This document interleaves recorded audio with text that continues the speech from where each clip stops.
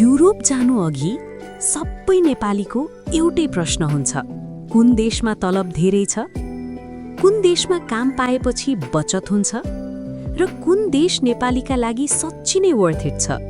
आजको यो भिडियोमा म तपाईलाई युरोपका 10 देश देखाउँदैछु जहाँ नेपालीले काम गर्छन्, पैसा कमाउँछन् र आफ्नो भविष्य बनाइरहेका छन्।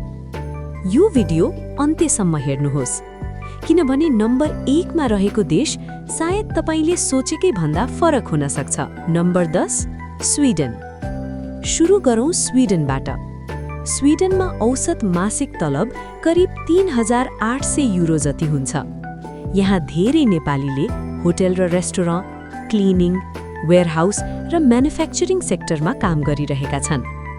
जीवन खर्च स्विडेनमा अलिकति महँगो छ, विशेष गरी खाना र यातायात। यदि एउटै कोठा शेयर गरेर बस्नुभयो भने स्विडेनमा मध्यम स्तरको बचत सम्भव हुन्छ। Number 9 Germany. जर्मनी नेपालीका लागि निकै लोकप्रिय देश हो। जर्मनीमा औसत मासिक तलब करिब 4400 युरो जति हुन्छ। नेपालीले यहाँ वेयरहाउस, कन्स्ट्रक्सन, केयर जब र होटल किचनमा धेरै काम पाउँछन्।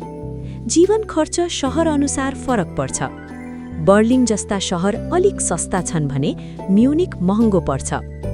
ठूलो शहर बाहिर बसेमा जर्मनीमा राम्रो बचत गर्न सकिन्छ। नम्बर 8 अस्ट्रिया। अब कुरा गरौँ अस्ट्रियाको। अस्ट्रियामा औसत मासिक तलब करिब 4800 युरो हुन्छ। यहाँ नेपालीले होटल, टुरिज्म, किचन र कन्स्ट्रक्सन सेक्टरमा काम गरिरहेका हुन्छन्।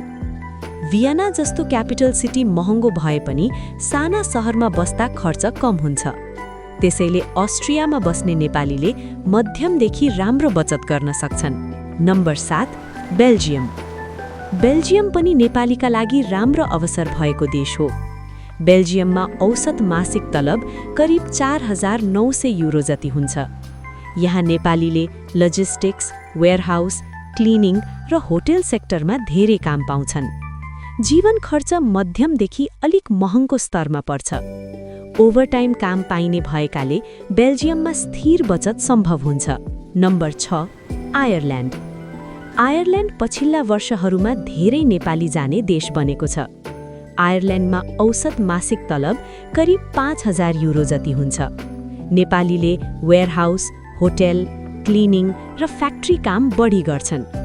डब्लिन जस्तो शहर निकै महँगो छ, तर रुरल एरियामा खर्च कम हुन्छ।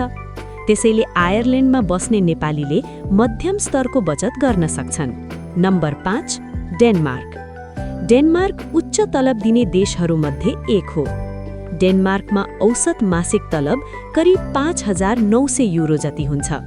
यहाँ नेपालीले कन्स्ट्रक्सन, क्लिनिङ, होटल सर्भिस र फ्याक्ट्री काम गर्छन्। तर डेनमार्कमा ट्याक्स र जीवन खर्च दुवै धेरै छन्। त्यसैले उच्च तलब भए पनि बचत मध्यम स्तरकै हुन्छ। Number 4 Netherlands. अब नेदरल्यान्ड्सको कुरा गरौँ। नेदरल्यान्ड्समा औसत मासिक तलब करिब 6000 युरो जति हुन्छ। यहाँ नेपालीले वेयरहाउस, लजिस्टिक्स, एग्रिकल्चर र होटल सेक्टरमा काम पाउँछन्। रेन्ट महँगो भए पनि रुम शेयरिङ कल्चर निकै कमन छ। खर्च कन्ट्रोल गर्न सके नेदरल्यान्ड्समा राम्रो बचत सम्भव हुन्छ। Number 3 Norway. नर्वे युरोपको सबैभन्दा महँगो देशमध्ये एक हो। नर्वेमा औसत मासिक तलब करिब 6200 युरो जति हुन्छ। यहाँ नेपालीले कन्स्ट्रक्सन, क्लिनिङ, फिश फ्याक्ट्री र केयर जबमा काम गर्छन्। खाना र रेन्ट दुवै महँगो भए पनि ओभरटाइमले इन्कम बढाउँछ। त्यसैले नर्वेमा राम्रो बचत गर्न सकिन्छ। नम्बर 2 स्विट्जरल्यान्ड। स्विट्जरल्यान्ड सुन्दा नै धेरैको सपना हुन्छ। स्विट्जरल्यान्डमा औसत मासिक तलब करिब 6600 युरो जति हुन्छ। यहाँ नेपालीले होटल, क्लिनिङ, कन्स्ट्रक्सन र फ्याक्ट्री काम गर्छन्। जीवन खर्च युरोपमै सबैभन्दा महँगो मानिन्छ। तर डिसिप्लिन्ड जीवनशैली अपनाए स्विट्जरल्यान्डमा उच्च बचत सम्भव हुन्छ। नम्बर 1 लक्जेमबर्ग। र अब नम्बर 1 देश लक्जेमबर्ग। लक्जेमबर्गमा औसत मासिक तलब करिब 6900 युरो जति हुन्छ। यहाँ नेपालीले क्लिनिङ, होटल, वेयरहाउस र सपोर्ट जबमा काम पाउँछन्। देश सानो भए पनि इकोनोमी निकै स्ट्रङ छ। उच्च तलब र म्यानेजेबल खर्चको कारण लक्जेमबर्ग नेपालीका लागि बचतको हिसाबले सबैभन्दा राम्रो देश मानिन्छ। युरोपमा सफल हुन तलब मात्र होइन, लिभिङ कस्ट, जब अवेलेबिलिटी र कम्युनिटी सपोर्ट पनि धेरै महत्त्वपूर्ण हुन्छ। यदि तपाईँ चाहनुहुन्छ भने म अर्को भिडियोमा कुन देश नेपालीका लागि बेस्ट छ, कुन भिजा सजिलो छ वा युरोपमा जब कसरी खोज्ने भन्ने कुरा पनि एक्सप्लेन गर्न सक्छु। लाइक गर्नुहोस्, सब्स्क्राइब गर्न नबिर्सनुहोस्। धन्यवाद।